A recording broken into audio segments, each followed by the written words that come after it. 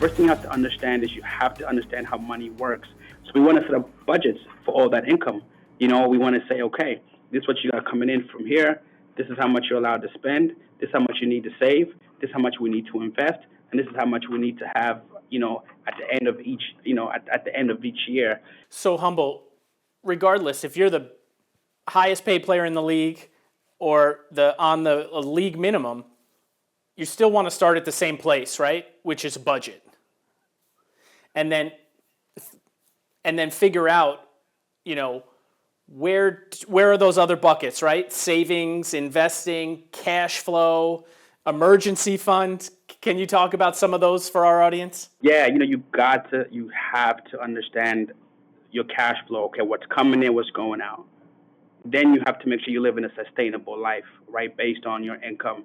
And you have to ask yourself, okay, if my main source of income stopped today, what would I do? You know what I mean? So you have to always make sure that you build an emergency fund, right? I always say, you should have whatever the unemployment rate is. You know what I mean? If it's like 8.1, then you should have at least 8 months of your monthly income in a savings account that you can get to. You should always have an emergency fund. But at the same time, what I always say is first you form habits, and then habits form you. So you gotta save. You gotta form good. The same way you have great practice habits that allowed you to be the best linebacker or the best receiver in the world. You gotta have the same money habits that can allow you to be successful and not get bankrupt and not lose your money and end up like so many stories we've heard of. So you gotta understand your cash flow. You gotta understand your budget. Then you have to actually stick to it. It goes back to values as well, right? Because if you're just spending your money on frivolous things, it's not even about just spending the money. It's about, okay, why come you don't value peace of mind? Why don't you value financial security? Why don't you value these different things? So we always teaching about the value system as well, because money is a tool. You know what I mean? But that tool can only work if the person knows exactly why it's important and how to use that tool. So you have to save, you have to invest, you have to put money away, and I don't care if you say the highest paid guy in the world or the lowest paid guy in the world. You still need to live off of your means, and you still have to understand what's going on with your money. I'm big on putting together a plan and a structure, and you just follow it.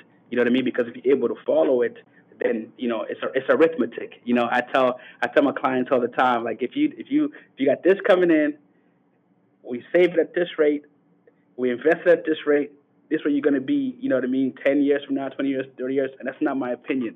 That's math. That's arithmetic. But the only thing that can change that math from not working is your day-to-day behavior. You got to have a perfect balance, and you got to have a perfect balance. I always say you want to save as if you're going to live forever, but you want to live as if you're going to die today. So you got to find that balance. You know what I mean? And that balance means sacrificing, you know what I mean, but also enjoying your life. So you want to say, put those buckets. Okay, this is my spending budget. This is my clothing budget. This is my, having fun budget. But this is my serious savings budget, and this is my serious investment.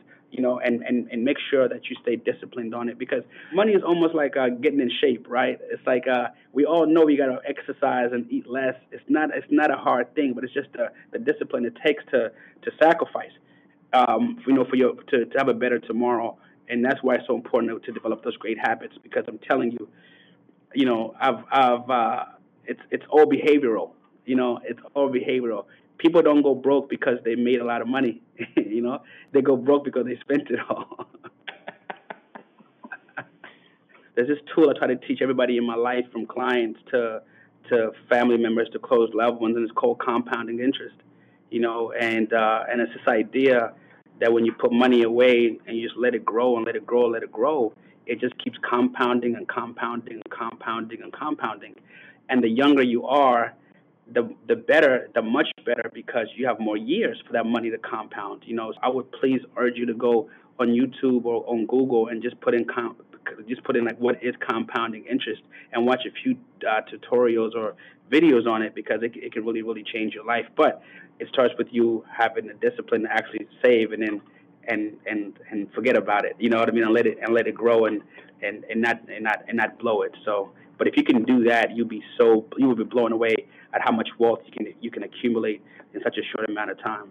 Well, credit is the most important thing, right? In my honest opinion, I think sometimes credit is even more important than cash because it allows you freedom to be able to leverage your assets. So the most important thing is your credit score, and so a credit card is a good way to start building credit. But what ends up happening is people abuse it. What I mean by that is they take out a credit card and they buy things they don't need just because they have a credit line, and then now you have a credit card debt that you're paying 23% of interest of a year on it, and you never paid off, and then you take out a second credit card to take over the first credit card, and now the average American has over 7 credit cards in their wallet, right?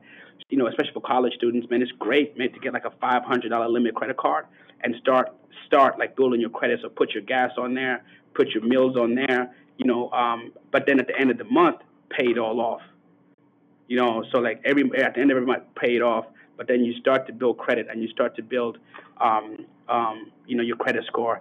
So, but that's the good side of it. The bad side of it is whenever you get into what I spoke about earlier, the consumer debt, where you're just using credit money you don't have to buy things you don't need to impress people that you don't like. So and that's when that's when you get into that cycle that unfortunately creates bad habits. But if you use it as a tool, once again, it can be a very, very beneficial tool as you get older. Yeah, absolutely. And Humble, I know it was very funny, but too often people do buy things they don't need with money they don't have for people they don't care about. Yeah. And it goes right back to habits, and value system. I really believe in my heart of hearts, Doug, is like if you can build your value system and you can know exactly who you are and what you stand for, then you can have your behavior and your actions be, you can hold yourself accountable so that your behavior and actions are parallel to what your values are.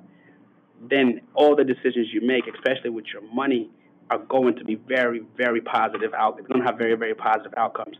But when we're doing all these things frivolously and we're spending money we don't have to buy things we don't need, to impress people we don't like, it's that those actions are directly linked to a value system that we haven't established yet. Thank you for your time and the tremendous advice and guidance that you've offered to the audience tonight, and look forward to catching up with you soon. Yeah, Doc, thanks for having me, and I hope it was worth it for everybody out there. Dreams are valid. Dreams are valid, and the dreams for your life, those doors only you can open. So go do it. And I'll see you guys at the top. Thanks, Humble, and thank you guys for tuning in to NIL 360 EDU.